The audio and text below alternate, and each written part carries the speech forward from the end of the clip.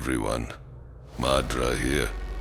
I have reincarnated in the 21st century with the same voice but a new body. Here's how I look now. The good old days of shinobi are gone, and we have new problems in this new world. I will make you capable of solving them. Now let's start the video. Imagine finding yourself in a room with only your phone and a book. You'd naturally lean towards your phone, which offers more stimulation and comfort. Trying to force yourself to read the book might feel uncomfortable, especially if you're someone who usually reads.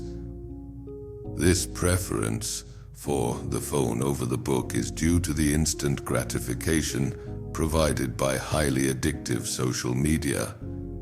Think about how often you've lost track of time scrolling through YouTube or TikTok. The CEOs of these companies understand the addictive nature of their apps, which is why they shield their own children from them. Over the years, you've conditioned yourself to use your phone constantly, seeking dopamine from Instagram, scrolling. So, of course, you'd opt for your phone in that scenario. Now picture the same scenario but with only a book. Your most stimulating option is gone, leaving you to choose between reading or meditating silently for hours, which isn't feasible for most. Suddenly the book or the task you've been avoiding seems much easier to tackle. Even if you resist initially, you'll likely give in because it beats sitting in boredom. Our brains are wired to seek stimulation, gravitating towards whatever is most engaging. So whether it's the phone or the book, we'll choose the option that provides the most pleasure. Even dreaded chores become more appealing compared to sitting idle.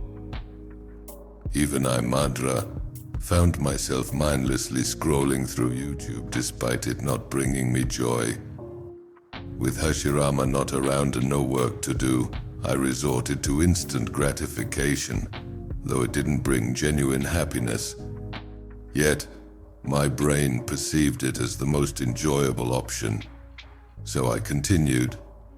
However, I managed to cut back on mindless scrolling by strengthening my attention through practices like meditation, which I highly recommend. By dedicating just 3 minutes a day to meditation, you'll notice a significant improvement in concentration. I also used software to block distracting websites and apps, removing unnecessary stimulation from my life. As a result, tasks like work became more appealing, as they became the most stimulating option available. Fun is relative. Reading a book becomes enjoyable compared to doing homework. Even I have to do homework in this life, and homework seems bearable compared to meditating for hours.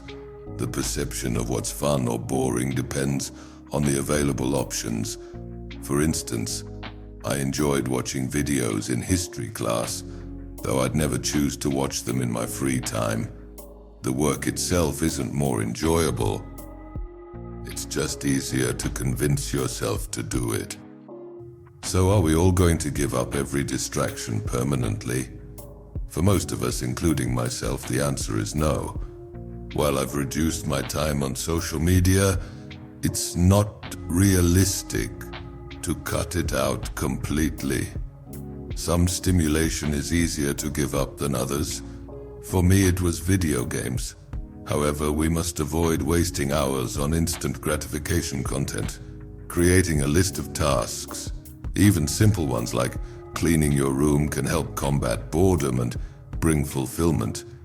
Even if you can't tackle your most challenging tasks, completing smaller ones builds momentum. So instead of consuming social media, focus on accomplishing these tasks.